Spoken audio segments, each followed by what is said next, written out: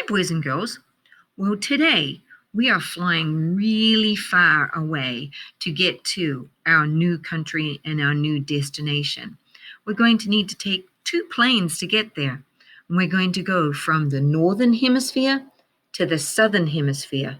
You'll need to pack more clothing than usual because you'll be flying from one season to another season. So we're going to start here on the continent of North America, and we're going to be on the east coast of the United States.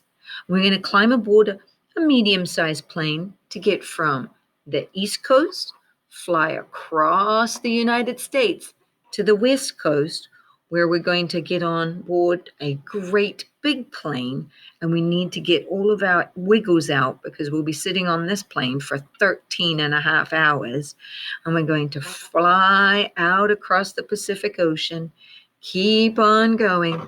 We're going to cross over the equator and keep traveling south, keep on going till we get to New Zealand. And this teeny country is made up of 3 main islands and 141 other small islands that surround it. Now, the very southernmost tip of New Zealand, Stewart Island, is very close to the continent of Antarctica. So if it's really close to the South Pole, do you think this part of New Zealand is warm or cold? Yeah, you're right. It's quite cold. But the further north you go, the warmer the country becomes.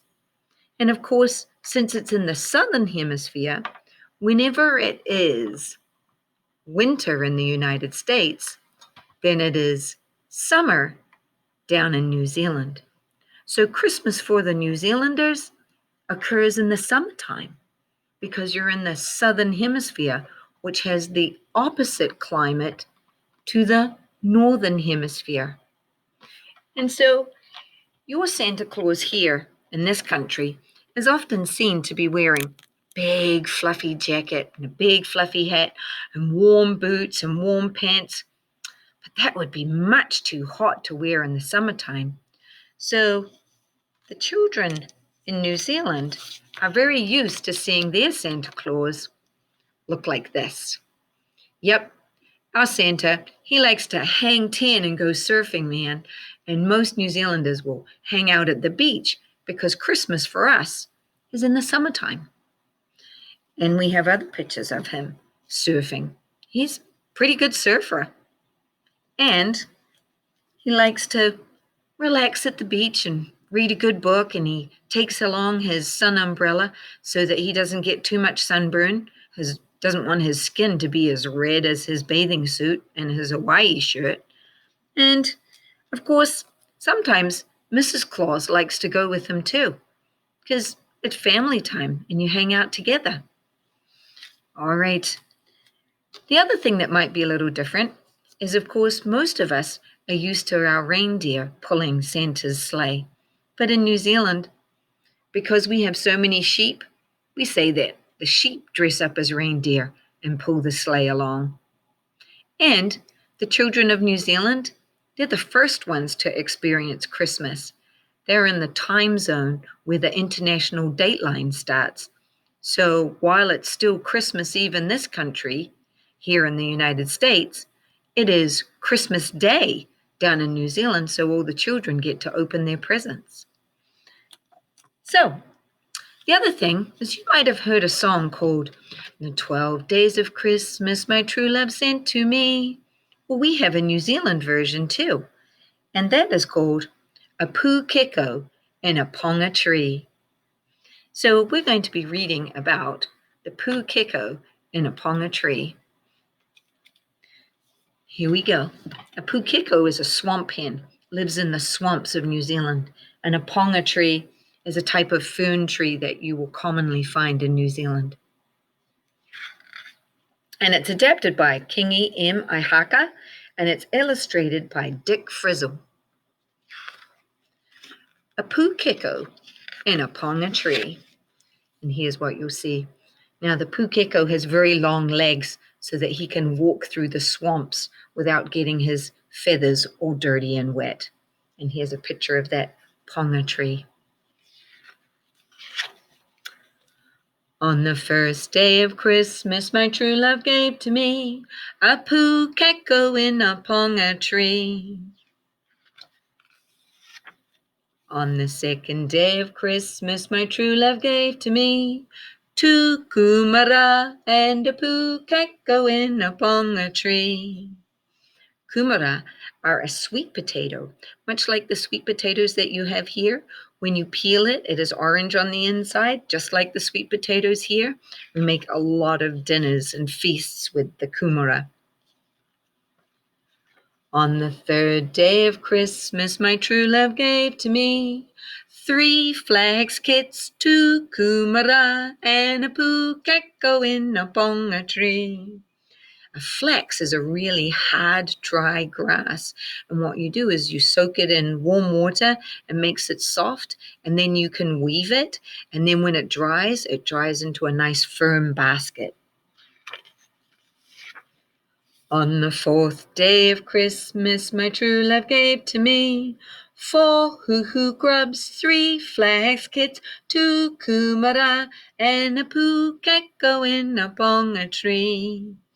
Now, a hoo-hoo grub is a grub or a very big fat worm that likes to eat dead wood. It's great at cleaning up the forest, and it tastes a lot like just plain flavored chewing gum. On the 5th day of Christmas, my true love gave to me 5 big fat pigs, 4 hoo-hoo grubs, 3 flax kits, 2 kumara, and a Pukeko in a Ponga tree. Pork is a very big part of a lot of the meals had in New Zealand. So we have a lot of pigs. On the 6th day of Christmas, my true love gave to me 6 poi a twirling, 5 big fat pigs, 4 hoo-hoo grubs, 3 flax kits, 2 kumara, and a Pukeko in a Ponga tree. Poi are these balls that are used in a lot of traditional Maori dances, and the twirling poi looks very nice when they twirl it around and you can see the orb that it creates. Very nice. And these are our native peoples or Aboriginal peoples called the Maoris. They're wearing tikis and they have moko. Moko is a tattoo to show your family and tribe. On the 7th day of Christmas, my true love gave to me 7 eels swimming, 6 poi a twirling, 5 big fat pigs, 4 hoo-hoo grubs, 3 flax kits, 2 kumara, and a Pukeko in a Ponga tree.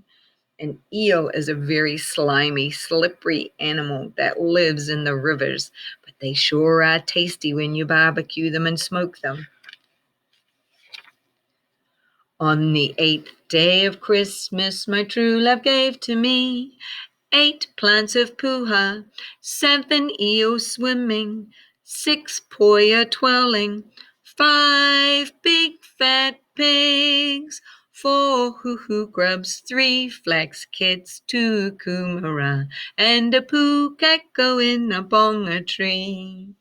Puha is kind of like watercress. It's great in salads and you can steam it. Really good vegetable, very full of iron, good for your blood.